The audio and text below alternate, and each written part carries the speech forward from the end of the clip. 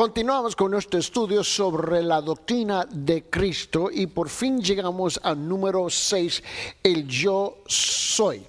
Hemos hablado del primero, la deidad de Cristo, el segundo fue la humanidad de Cristo, el tercero fue el Hijo de Dios y el cuarto estuvimos hablando del único unigénito, mis hermanos, y el quinto, la generación eterna. Llegamos ahora al número 6, hablando de el yo soy. Abre sus Biblias en Juan capítulo 18, por favor. Y te recuerda, esto está relatando la historia cuando él fue arrestado.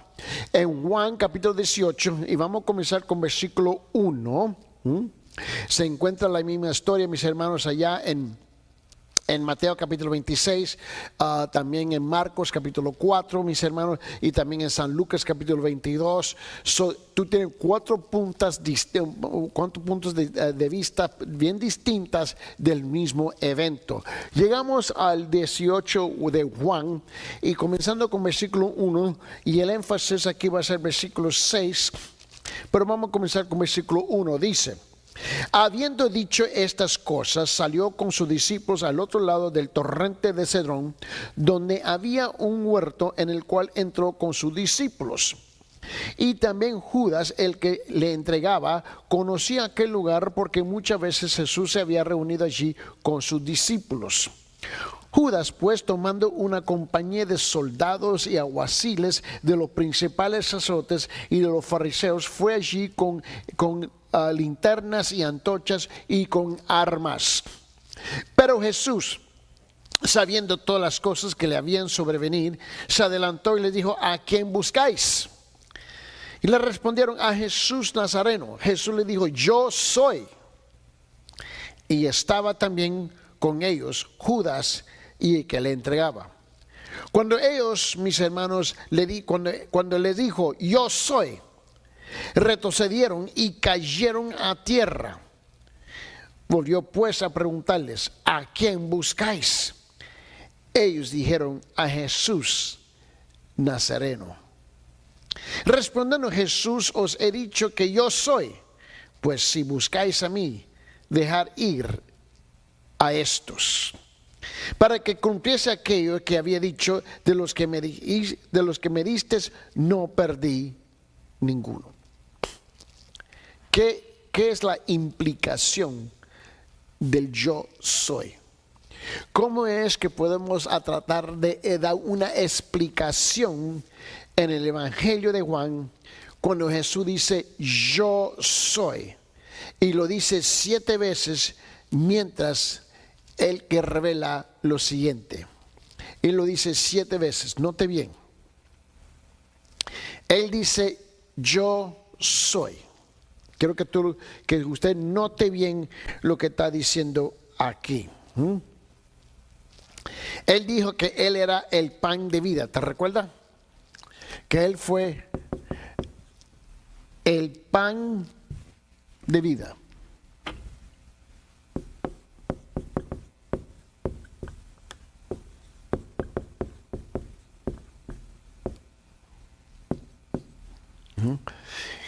¿Te recuerdas lo que él dijo en Juan 6:35?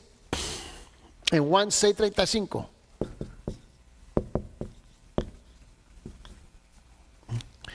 Él dice en Juan capítulo 6, versículo 35, Jesús les dijo: yo soy el pan de vida. El que viene a mí no tendrá hambre, y el que cree en mí nunca tendrá sed.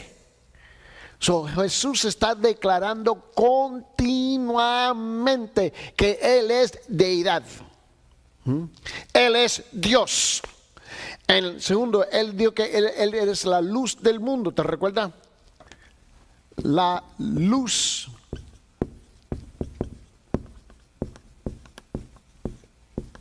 del mundo. Lo dice en el libro de Juan, en Juan capítulo 8, ¿no?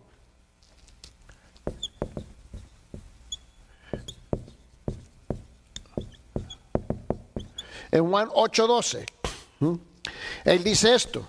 Dice: Jesús les habló otra vez diciendo: yo soy la luz, yo soy. del mundo. El que me sigue no andará en tinieblas, sino que tendrá luz de la vida, mis hermanos. También Jesús dijo, yo soy la ¿qué? La puerta. Yo soy la puerta. ¿Te recuerda? Él dijo, y él lo dice en Juan capítulo 10, ¿no?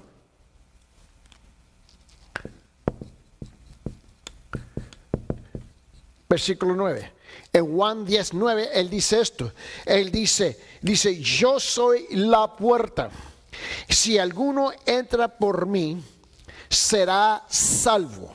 Y entrará y saldrá y hallará pasto. También él dijo que yo soy el buen pastor, ¿no? Él es el buen pastor, ¿no? También lo dice aquí en Juan, en capítulo 10, ¿no?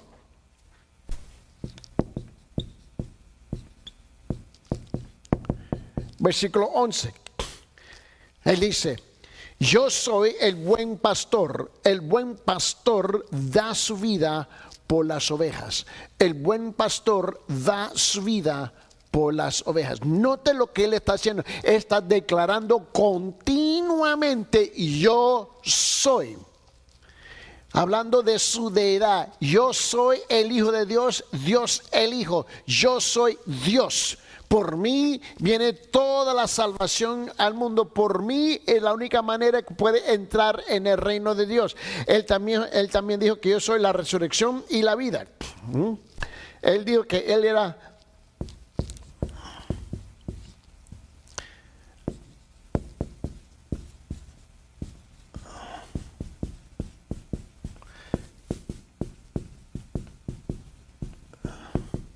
él dijo que él era la resurrección y la vida, ¿no? Aquí en Juan capítulo 11,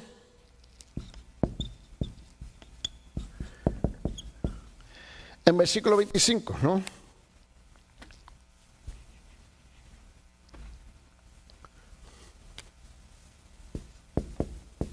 Yo soy la resurrección y la vida. Dice, Jesús le dijo, yo soy la resurrección y la vida, y el que cree en mí, aunque muera, vivirá. Note lo que él está diciendo. Jesús nunca negó quién él era. ¿Quién fue? Nunca.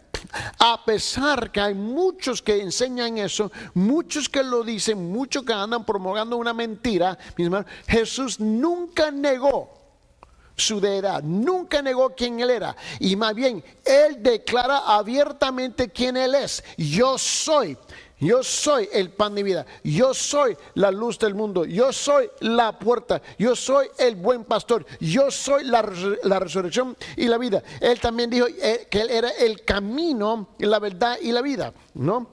Él dijo, yo soy el camino.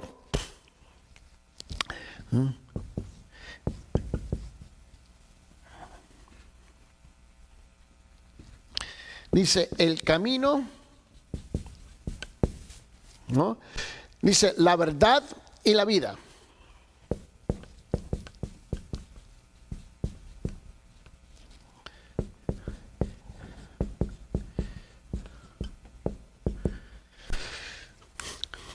Tú puedes ver que él está diciendo claramente, ¿no? Porque él lo dice así, y todo el mundo conoce este versículo muy famoso. En Juan capítulo 14, en versículo 6, dice, Jesús le dijo, yo soy el camino y la verdad y la vida, y nadie viene al Padre sino por mí. Jesús está repetidamente, continuamente repitiendo quién él es. Y él dijo, la vid. Lo dijo bien claro aquí, la vid. Va a ser Juan, capítulo 15. Creo que es versículo 5. Juan 15:5. Donde él dice rápidamente, dice, yo soy la vid y a vosotros los sarmientos, y el que permanece en mí y yo en él, ese da mucho fruto, porque separados de mí nada nada podéis hacer.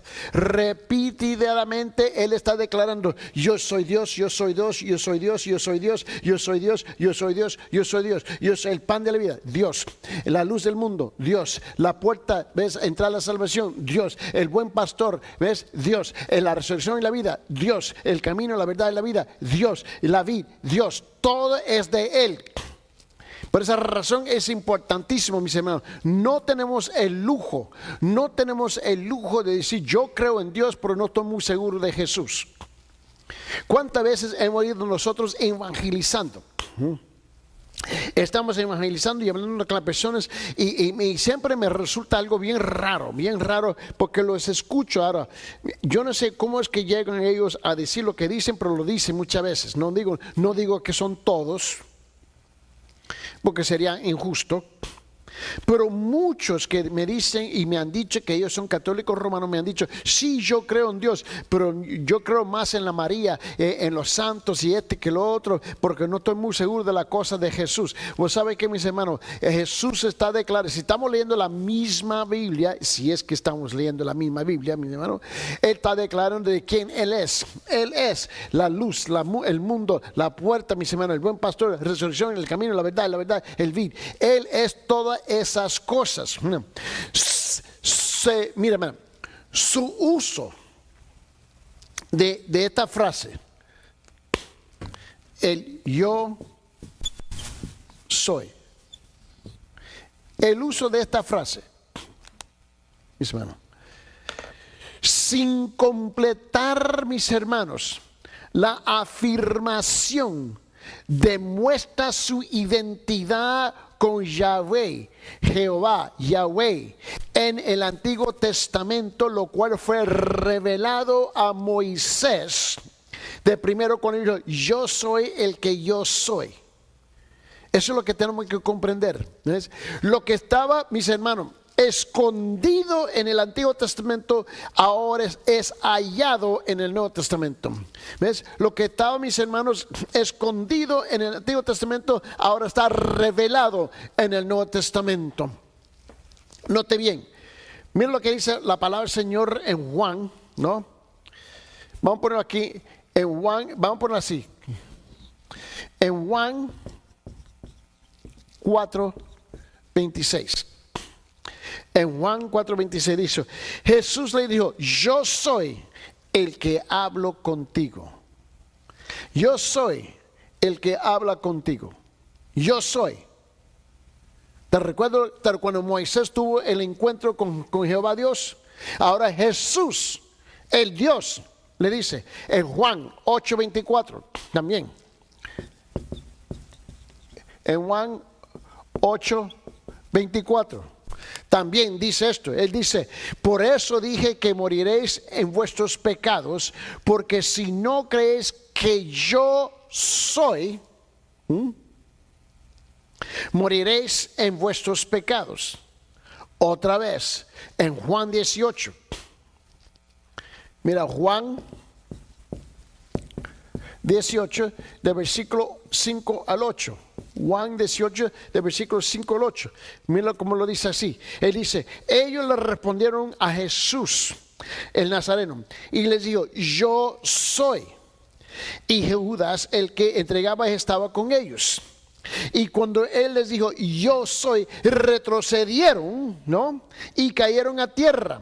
Entonces volvió a preguntarles: ¿a quién buscáis? Y ellos dijeron: a Jesús el Nazareno. Respondió Jesús: os he dicho que yo soy. Por tanto, si me buscáis, a mí dejar ir a estos. Note la ilustración. Yahweh, Yahvé, Yahweh era el nombre del pacto de Dios en el Antiguo Testamento y casi siempre era usado para expresar, la razón por que se usaba ese nombre era para expresar, ¿no? La relación de Dios con su pueblo.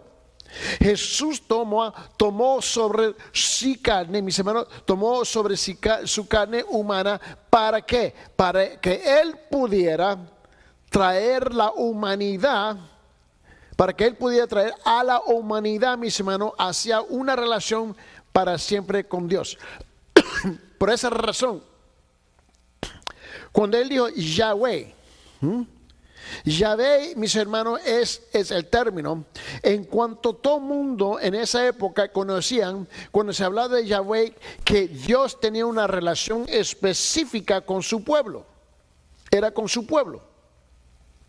Por esa razón tú y yo tenemos que comprender con qué se está dirigiendo él. Cristo ahora viene en el Nuevo Testamento y dice igual, yo soy. El mismo yo soy en el Antiguo Testamento, el mismo del Nuevo Testamento, ambos, los dos declaran que tienen una relación con su pueblo. ¿Te recuerdas hace un tiempo atrás que yo estaba explicando? Hay una gran diferencia entre la religión y el cristianismo. En la religión el hombre intenta alcanzar a Dios, pero en el cristianismo Dios ya alcanzó al hombre. Eso fue precisamente lo que hizo Dios cuando él declaró yo soy. La aplicación. Todas nuestras necesidades en la vida cristiana, desde la salvación, mis hermanos, hasta la glorificación, son suplidas por el gran yo soy. Ahora vamos a hablar del logos, el logos. Hablar de la palabra, el logos, ¿no? La palabra escrita que está revelada y hablada por medio de la persona del Espíritu Santo a todos los apóstoles y los profetas, en cuanto nos entregó su palabra, su voluntad, ¿no? Su persona, en una forma tan clara que es imposible, mis hermanos, de no comprender quién está hablando con nosotros. So, vamos a hablar de el Logos, número 7. El Logos, número 7. El Logos. Vamos a Juan 1:1.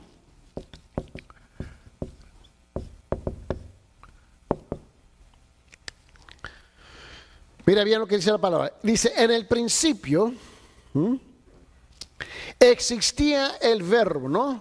En el principio. Y el verbo estaba con Dios. Y el verbo era Dios. En el principio era el verbo. Y el verbo era con Dios. Y el verbo era Dios. Amén. Aquí tenemos uno de los más, más importantes títulos de Cristo es el logos o la palabra. En español lo tenemos verbo, ¿no? La palabra, ¿no? La idea detrás de este título envuelve la revelación de Dios en sí mismo a la humanidad. Por esa razón, mis hermanos, es tan importante de nosotros encontrarnos con el Señor en su palabra. Este es el verbo, la palabra, mis hermanos. La palabra, ¿ves? Los escolares, los eruditos, mis hermanos, debaten si es que Juan buscó este término entre los griegos o de los judíos. Hay este argumento que existe, mis hermanos. Si el término griego, es posible que existen muchas implicaciones filosóficas si es un término griego, mis hermanos. Si es hebreo, es posible que esto se haya referido a la sabiduría o a la ley. Eso depende como tú lo ves. Mira, en Proverbios, en capítulo 5, en Proverbios capítulo 5 dice esto, versículo 8, dice, aleja de ella tu camino y tú te acercas a la puerta de su casa. Es bueno. Está hablando de la sabiduría, mis hermanos. Probablemente Jesús es llamado la palabra de Dios. Él es la palabra de Dios, el verbo. Porque la frase ocurre más de 1200 veces en el Antiguo Testamento para referirse al mensaje de Dios. Jesús es la expresión y Jesús es la comunicación de la palabra de Dios. Él es la encarnación y la palabra inspirada.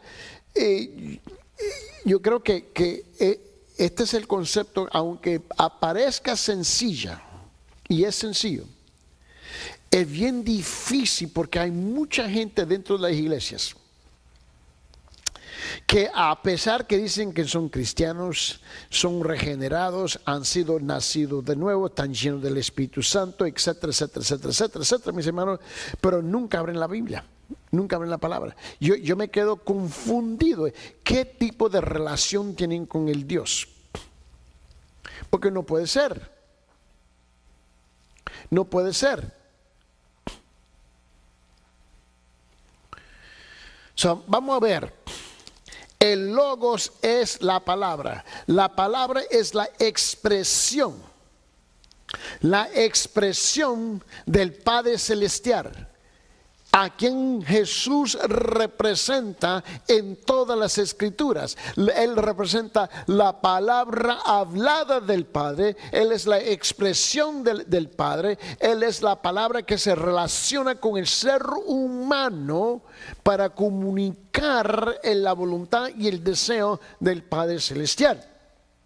En nuestra ilustración, Satanás está referido a mis hermanos en la escritura como el tentador. Él es el tentador, ¿no? En la primera ocasión él cuestionó la integridad de la palabra de Dios. ¿Te recuerdas eso? ¿Qué es lo que estaba haciendo? Él estaba atacando al Hijo de Dios. Eso es lo que él estaba haciendo, literalmente. En Génesis capítulo 3, en versículo 1 al 5, note bien conmigo. Abre su Biblia en Génesis capítulo 3. Mira lo que está pasando aquí. Dice: y la serpiente era más astuta que cualquiera de los animales del campo que el Señor Dios había hecho. Y dijo a la mujer: ¿con qué Dios ha dicho? Mira bien, ha dicho: no comerás de ningún árbol del huerto. Él estaba ya atacando la persona de Jesús. Y la mujer respondió a la serpiente: del fruto de los árboles del huerto podemos comer, pero el fruto del árbol que está en medio del huerto, ha dicho Dios: no comeréis de él ni lo tocaréis, para que no muráis. La serpiente le dijo a la mujer: ciertamente no moriréis. Es una mentira, pues Dios sabe que el día que el que comáis serán abiertos vuestros ojos y seréis como Dios, conociendo el bien y el mal. Y en la segunda ocasión, ¿te recuerdas? Satanás cuestionó la integridad de Cristo, es la palabra de Dios encarnado. ¿Te recuerdas que él dijo en Mateo capítulo 4? Donde él dijo en Mateo capítulo 4, en versículo 3 y en versículo 6, él dijo, y le dijo, y acercándonos el tentador, le dijo: si es que es cierto, el Hijo de Dios, di que estas piedras se convierten en pan. Aquellos hoy en día mismo que cuestionan la validez de las escrituras, hoy similarmente cuestionan la integridad de Cristo y ni se dan cuenta que es lo que ellos están haciendo. ¿Cómo debe ser la aplicación de esta enseñanza? Los cristianos necesitan estudiar la palabra escrita de Dios para aprender más acerca de la palabra encarnada a Dios. Ahora llegamos al, mi hermano, número 8. Número 8 va a ser el ángel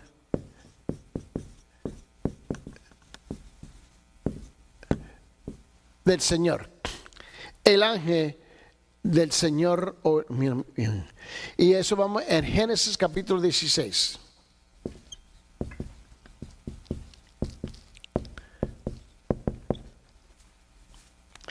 En Génesis 16, y vamos al principio ahí en Génesis capítulo 16,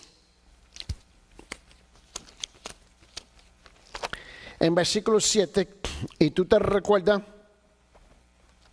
que dice: y le halló el ángel de Jehová junto a una fuente de agua en el desierto, junto a la fuente que está en el camino de Shur. ¿Te recuerdas lo que está pasando aquí? Okay, ahora. Pues vamos a rezar el versículo 1 para poner en su contexto.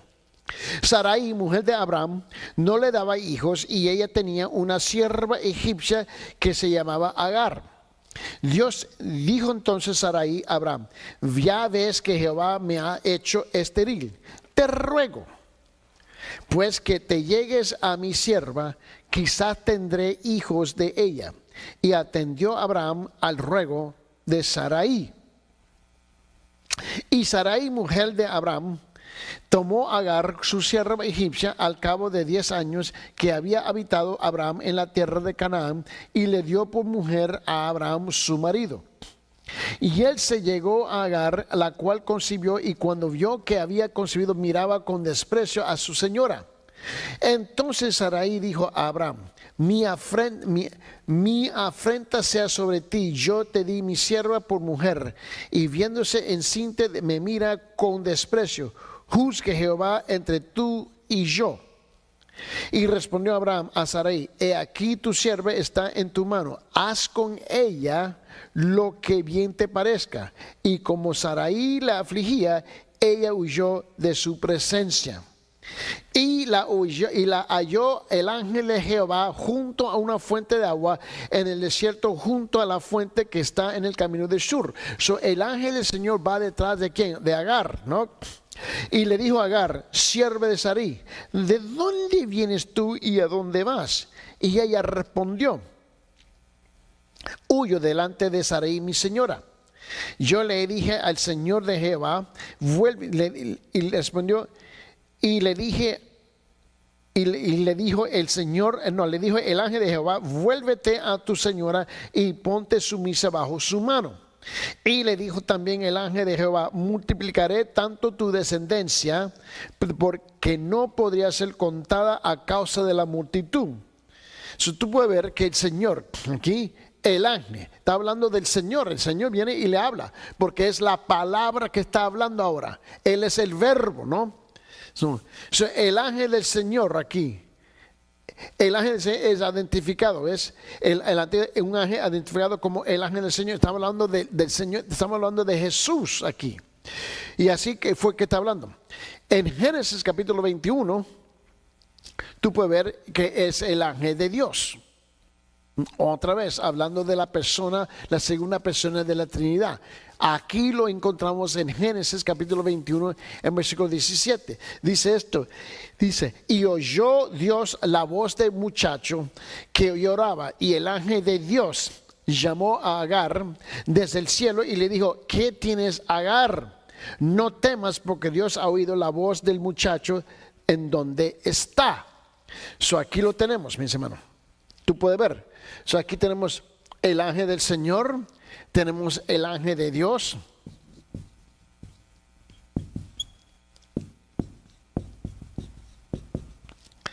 Aquí en Génesis,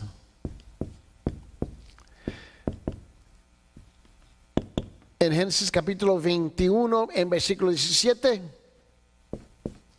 también tenemos el ángel de su presencia, ¿no?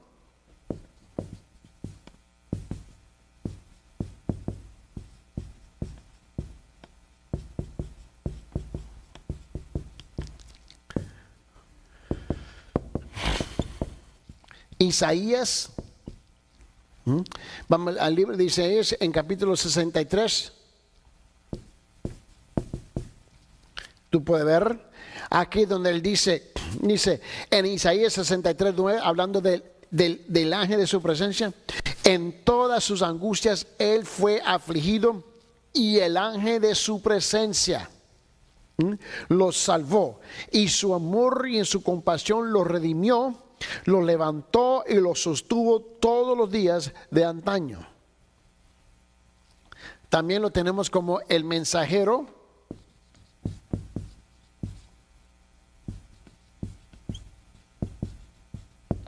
del pacto. El mensajero del pacto, y aquí lo hallamos en Mateo capítulo 3, en versículo 1.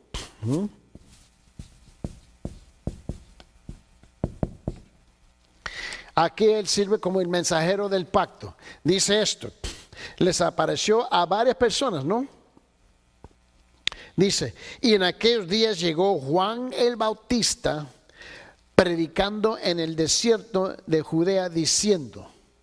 Aquí ahora él sirve aquí en esta forma. Al mirar un poco más cerca del contexto de sus apariciones, mis hermanos, revela que él es el más que cualquier otro ángel. Él es Dios. La expresión usualmente significa una preencarnada apariencia de Cristo y a veces es llamada como una cristofonía, mis hermanos. Esta es la palabra. Esta es cristofonía. Este es, mis hermanos, un símbolo o una manifestación, ¿no? O una representación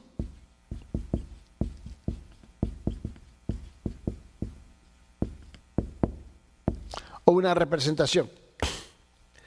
La Biblia usa mucho esto.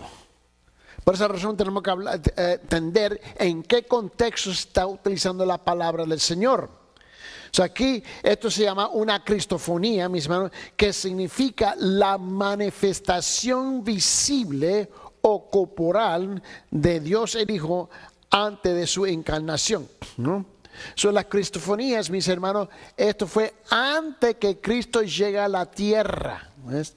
Estas son las sombras, mis hermanos, la tipología de la presencia de la persona de Cristo. Y las cristofonías siempre suceden antes de la encarnación. Después de la encarnación ya las cristofonías ya no se encuentran. Mira bien la ilustración de esto, ¿okay? Para poner su contexto. Que Él no es meramente otro ángel. No estamos hablando que Jesús es simplemente como otro ángel, como otras iglesias. Mira, los adventistas, los mormones, ellos tienen esa enseñanza que Él simplemente es un ángel. No. Usted está demasiado equivocado. Demasiado equivocado. Vamos a ser bien claros de qué es lo que estamos hablando nosotros.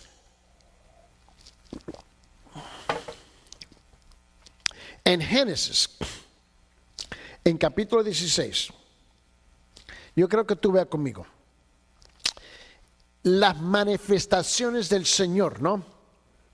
Él no es meramente otro ángel y es evidente en aquellas apariciones donde Él es llamado Dios. Él fue, mis hermanos, reconocido por Agar, ¿no? Agar lo reconoció. En Génesis 16:3, ¿no? Primeramente tenemos aquí, Agar lo reconoce en Génesis 16:3, ¿no? Donde él le dice, y Agar llamó el nombre Señor, el nombre del Señor mayúscula, que le había hablado, tú eres un Dios que ve, porque dijo, estoy todavía con vida después de verle. Ella lo reconoció como el Dios, Agar. También en Génesis 22, versículo 14, ¿no? Tenemos a Abraham.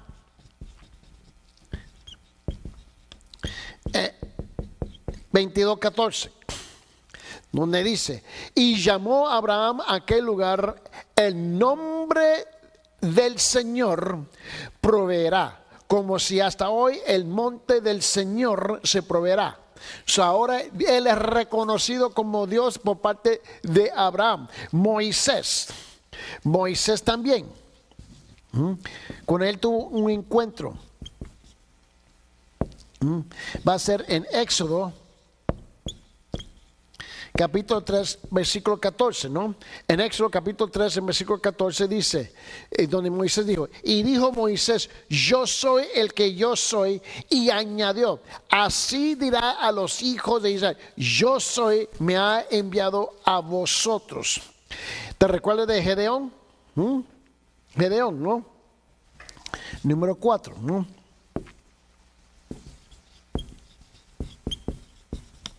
Esto va a ser en el libro de Jueces. En capítulo 6, en versículo 22. Gedeón le habló también, ¿no?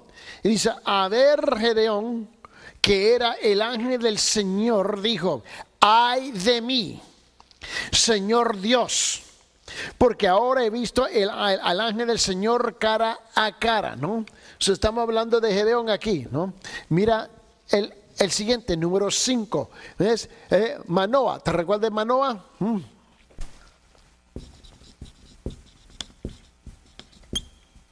También en Jueces. En Jueces va a ser capítulo 13. Versículo 18 y versículo 22. Donde aquí Manoa también reconoce este ángel, que es que Dios. Él dice en Jueces 13, 18, dice, y el ángel del Señor le respondió, ¿por qué preguntas mi nombre viendo que es maravilloso? La expresión fue también, mis hermanos, usada por los hombres, pero en tales ocasiones es traducida como el mensajero del Señor, el mensajero del Señor. Aquí esto lo podemos ver en Ageo,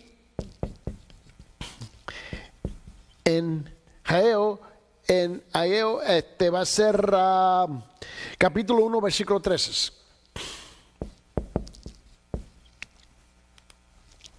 Donde la palabra del Señor dice, entonces, ¿no? Hablando de este profeta, ¿no? Ageo, mensajero del Señor, por mandato del Señor, habló al pueblo diciendo, yo estoy con vosotros, declara el Señor. La aplicación, mis hermanos, es que el ángel del Señor ya no les aparece a los hombres en estos tiempos, ya que Dios ha comisionado a los cristianos a que sean sus mensajeros en el mundo. Ahora, yo sé que yo escucho muchos mensajes y mucho testimonio de personas. Yo no puedo testificar lo que ellos vieron, lo que escucharon, lo que no vieron o lo que no escucharon. Yo simplemente, mis hermanos, sé lo que nos enseña la palabra del Señor, mis hermanos. ¿Por qué? Porque ahora nosotros nos convertimos en los mensajeros. Él nos entrega a nosotros su palabra, mis hermanos, para ir y llevarla al mundo. Eso no quiere decir que Jesús no puede manifestarse y no puede hablar con uno mismo, porque eso sería completamente ridículo a proclamar eso. Ahora vamos al siguiente, va a ser el número 9. Que va a ser el siervo del Señor, el siervo del Señor. Eso vamos a borrar aquí.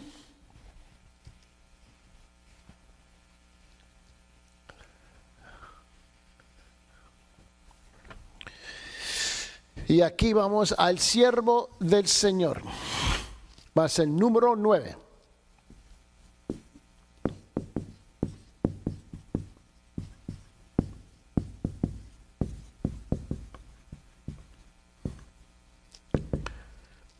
Y vamos mis hermanos, vamos a ir a Isaías 52.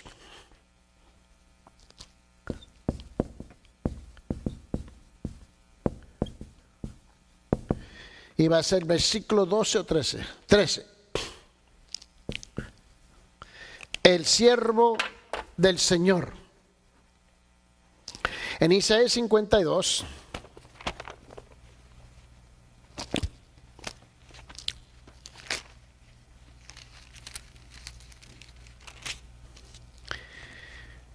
Y aquí vamos a llegar al versículo 13, hablando del sufrimiento del Señor, ¿no? O el siervo de Jehová. Note bien lo que dice aquí. Vamos a ponerlo del versículo 7 en adelante, Isaías 52, del versículo 7 en adelante. Dice: cuán hermosos son sobre los montes los pies del que trae alegres nuevas, que trae alegres nuevas, del que anuncia la paz, del que trae nuevas del bien, del que publica salvación, del que dice a Sión: tu Dios reina. Voz de tus atalayas, alzarán la voz, juntamente darán, dice, voces de júbilo, porque ojo a ojo verán que Jehová vuelve a traer a Sión. Cantar alabanzas, alegraos juntamente, soledades de Jerusalén, porque Jehová ha consolado a su pueblo, a Jerusalén ha redimido. Jehová desnudó su santo brazo ante los ojos de todas las naciones, y todos los confines de la tierra verán la salvación del Dios nuestro. Apartaos, apartaos, dice, salid de ahí, no toquéis cosa inmunda. Salid de en medio de ella, purificaos los que lleváis los utensilios de Jehová. ¿Por qué? Porque no saldréis, dice, apresurados, ni iréis huyendo, porque Jehová irá delante de vosotros y os consagrará el Dios de Israel. He aquí que mi siervo será prosperado, será engrandecido y exaltado. Dice, y será puesto muy en alto. Como se asombraron de ti muchos, de tal manera fue desfigurado de los hombres su parecer, y su hermosura más que los de los hijos de los hombres. Así asombrarán él a muchas naciones, los reyes cerrarán ante él la boca, porque verán lo que nunca les fue contado, y entenderán lo que jamás habían oído. El siervo del Señor, el siervo del Señor. En la explicación llegamos que el profeta Isaías proféticamente usa el título siervo para designar a Cristo, especialmente concerniente a su sufrimiento por el pecado. El sufrimiento se identifica en dos formas: vicario, eso es importante, ¿ves? El sufrimiento del siervo es en la forma vicario.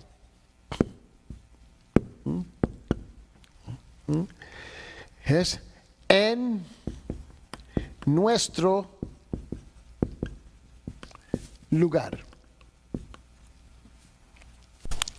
Él vive, nosotros vivimos vicariamente a través de la vida y el sufrimiento y la muerte y la resurrección del Hijo de Dios, Cristo Jesús. Y en este caso, Él juega el papel del siervo, Isaías proféticamente, mis hermanos, usa el título siervo para designar a Cristo, especialmente concerniente, mis hermanos, a su sufrimiento por el pecado. El sufrimiento se identifica en dos formas como vicario. En Isaías capítulo 53, ahora mira bien lo que dice en 53, en versículo 10, 11 y 12. Con todo eso Jehová quiso quebrantarlo, sujetándole a padecimiento. Cuando haya puesto su vida en expiación por el pecado, verá linaje, vivirá por largos días, y la voluntad de Jehová será en su mano prosperada. Verá el fruto de la aflicción de su alma, quedará satisfecho por su conocimiento, justificará a mi siervo justo a muchos y las llevará a las iniquidades de ellos. Por tanto, yo le daré con los grandes y con los fuertes repartirá despojos, por cuanto derramó su vida hasta la muerte y fue contado con los pecadores, habiendo él llevado el pecado de muchos y orado por los transgresores. Tú puedes ver que aquí, que todo esto Él sirve como nuestro sustituto, mis hermanos, en este sentido.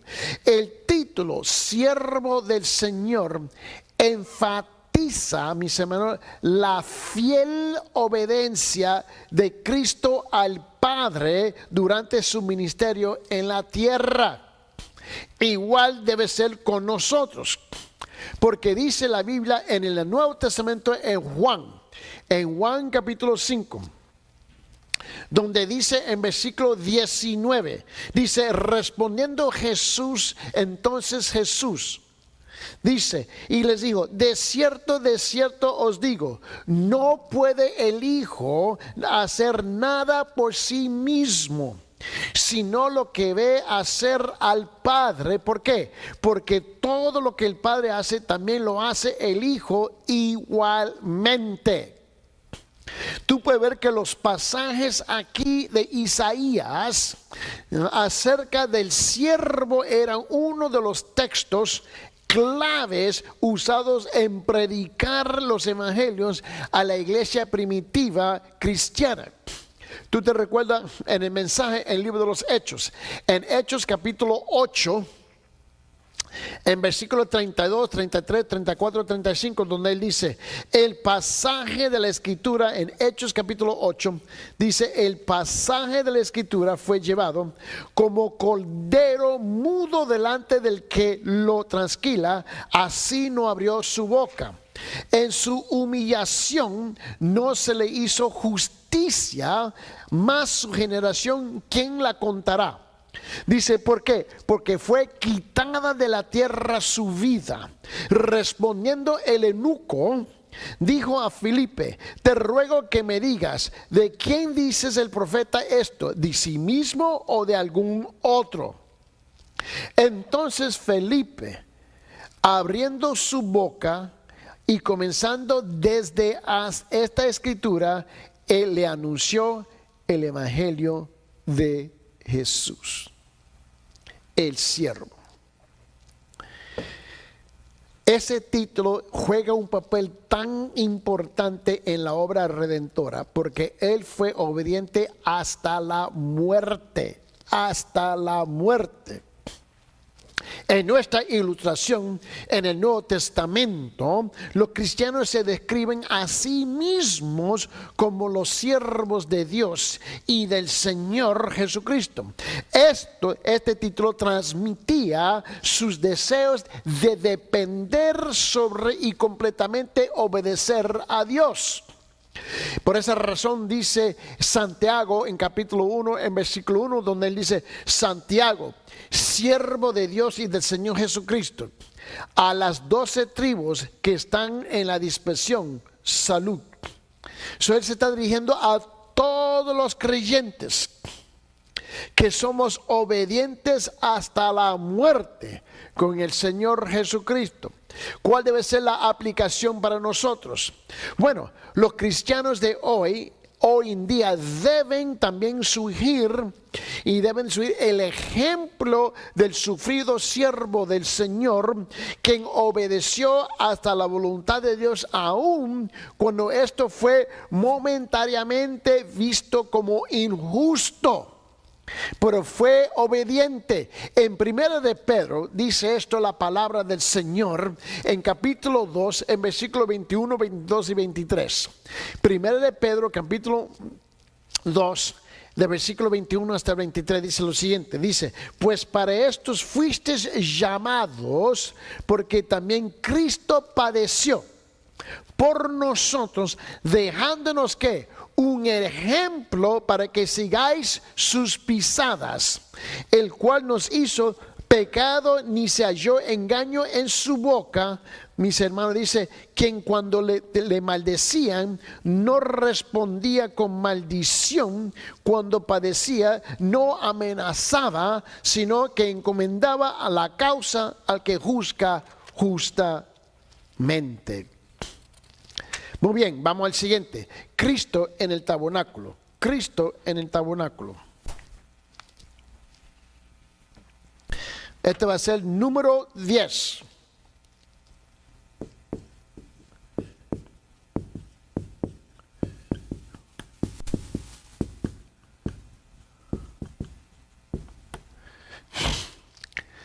Va a ser Éxodo capítulo 25.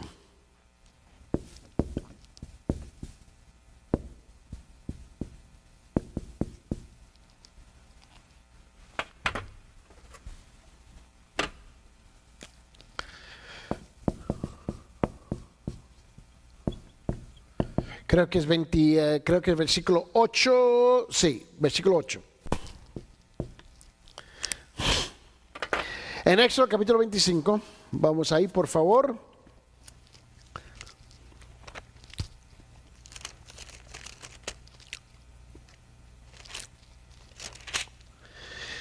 Y vamos a comenzar del versículo 1, por favor. Esta porción de la escritura está hablando de la ofrenda para el tabernáculo, mis hermanos, y aquí encontramos del versículo 1 hasta el 8, vamos a leer hasta el 9 para ponerlo en su contexto.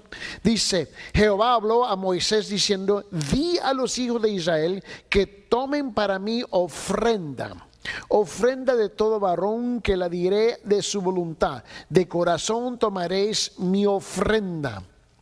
Esta es la ofrenda que tomaréis de ellos: oro, plata, cobre, azul, púrpura, camisí, lino fino, pelo de cabras, pieles de carneros teñidas de rojo, pieles de tejones, madera de acacia, y aceite para el alumbrado, especies para el aceite de la unción y para el incienso aromático, piedras de ónix y piedras de engaste para el efod y para el pectoral. Y harán ahora mira en versículo 8, donde yo quiero enfatizar, dice ese: y harán un santuario para mí y habitaré en medio de ellos, conforme a todo lo que yo te muestre el diseño del tabernáculo y el diseño de todos sus utensilios, así lo haréis. Aquí, cuando estamos hablando del tabernáculo, aquí otra vez estamos en el Antiguo Testamento, y te recuerda que dije, utilizamos la palabra vicario, símbolos, manifestaciones, representaciones, cristofonía. Hay otra palabra que se usa también y va a ser la palabra tipo. La palabra tipo es otra palabra que se utiliza, mis hermanos. El predominador de, mis hermanos, tipo de Cristo en el Antiguo Testamento es el tabernáculo. El tabernáculo, mis hermanos, es el tipo, ¿no?, de Cristo.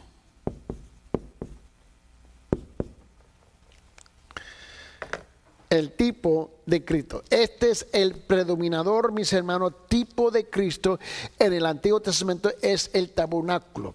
Esto toma tiempo para estudiarlo, mis hermanos. La autoridad en el Nuevo Testamento para reconocer esta significancia tipológica es el libro de Hebreos. En Hebreos capítulo 9, del versículo 1 al 24. Ya que el modelo para el tabernáculo fue diseñado por Dios, esto ha guiado a varios escolares de la Biblia a concluir que aún los detalles más diminutos del tabernáculo tienen una significancia tipológica. Hebreos capítulo 9, mis hermanos. Y por esa razón nosotros tenemos que tener mucho cuidado. Ahora, vamos a Hebreos, por favor, en Hebreos en capítulo 9, ya que lo mencioné.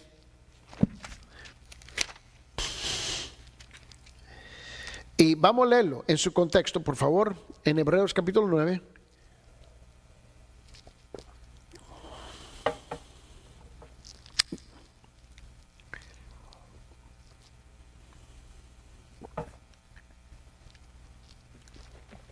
porque sí vale la pena de leerlo. Ahora bien, aún, el primer pacto tenía ordenanzas del culto en un santuario terrenal, hablando del primer pacto, ¿no? Y el tabernáculo estaba dispuesto así en la primera parte, llamada el lugar santo. Estaba en el candelabro, la mesa y los panes de la proposición. Tras el segundo velo estaba la parte del tabernáculo llamada el lugar santísimo. Si tú puedes ver todas las tipologías hablando de la persona Cristo aquí, el cual tenía un incensario de oro y el arca del pacto cubierta de oro por todas partes, en la cual estaba una urna de oro que contenía el maná y la barra de Aarón que reverdeció, dice, y las tablas del pacto, y sobre ella los querubines de gloria que cubrían el propiciatorio, dice el propiciatorio, de los cuales cosas no se pueden ahora hablar en detalle.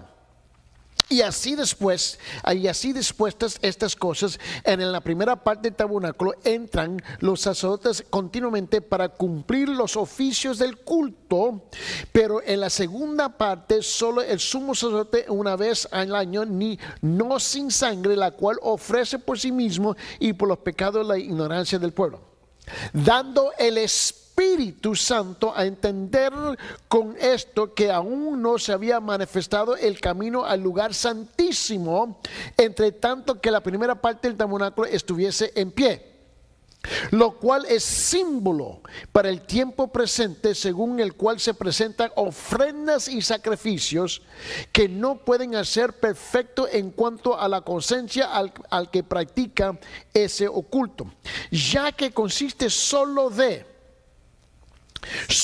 comidas y bebidas y diversas abulaciones y ordenanzas acerca de la carne impuestas hasta el tiempo de reformar las cosas. Y tú puedes ver en versículo 11, pero estando ya presente a Cristo, sumo sacerdote de los bienes venideros, por el más amplio, más perfecto tabernáculo, no hecho de manos, es decir, de estas cosas de la creación. Vete hasta el versículo 18, de donde ni aún el primer pacto fue instituido sin sangre. Versículo 19, porque habiendo anunciado Moisés todos los mandamientos de la ley a todo el pueblo, tomó la sangre de los becerros y de los machos cabrillos con agua, lana, escarlata y hisopo, y roció el mismo libro y también todo el pueblo. Mira lo que dice aquí hasta el versículo 23, pues fue necesario que las figuras de las cosas celestiales fuesen purificadas así, pero las cosas celestiales mismas con mejores sacrificios de estos. Porque, versículo 24, porque no entró Cristo en el santuario hecho de mano, figura del verdadero, sino el cielo mismo, para presentarse ahora por nosotros ante Dios, ¿no? Es importante que nosotros comprendamos esto. Vamos a ver si podemos encajar esto aquí, esta parte, ¿no? Tenemos que entender que Cristo en el tabernáculo es el tipo predominador del Antiguo Testamento, representando las obras y lo que hizo Cristo por nosotros. Ahora, a describir en la ilustración, mis hermanos, la encarnación en Juan capítulo 1, donde él dice en Juan capítulo 1, versículo 14, dice, y aquel verbo fue hecho carne y habitó entre nosotros, y vimos su gloria como el unigénito del Padre, llena de gracia y de verdad. Ya que, mis hermanos, a describir esa encarnación, Juan usa la palabra para habitar, como también se utilizaba en hebreo en el tabernáculo, lo cual tiene la idea de levantar una tienda o tabernáculo. El tabernáculo, mis hermanos, era el santuario de Dios, descrito como su lugar de habitación. Eso es lo que dice en Éxodo capítulo 25, en versículo 8. Te recuerda que tú leímos al principio, mis hermanos, donde él dice, y hará un santuario para mí y habitaré en medio de ellos. Así como Dios vivía en una tienda en el desierto, asimismo el Hijo de Dios vivía, aún vive en el cuerpo como la tienda en el Nuevo Testamento. Tú puedes ver, el que estaba escondido en el Antiguo Testamento ahora está revelado en el Nuevo Testamento. Lo que estaba a las escondidas en el Nuevo Testamento, mis hermanos, ahora mis hermanos es hallado en el Nuevo Testamento y se manifiesta aquí. ¿Cuál debe ser la aplicación de todo esto? Bueno, hoy los cuerpos físicos de los cristianos sirven como ¿qué? Como el templo, el lugar de la habitación de la persona del Espíritu Santo, en cuanto Jesús envió a la tierra mientras que él apartaba en la ascensión para estar con la mano diestra del Padre Celestial. Y eso es lo que dice en 1 Corintios capítulo 6 en versículos 19 y 20, y vamos a concluir con esto, donde él dice: ¿o ignoráis que vuestro cuerpo es templo del Espíritu Santo, el cual está en vosotros, el cual tenéis de Dios, y que no sois vuestros, porque habéis sido comprados por precio? Glorificar pues a Dios en vuestro cuerpo y en vuestro espíritu, los cuales son de Dios.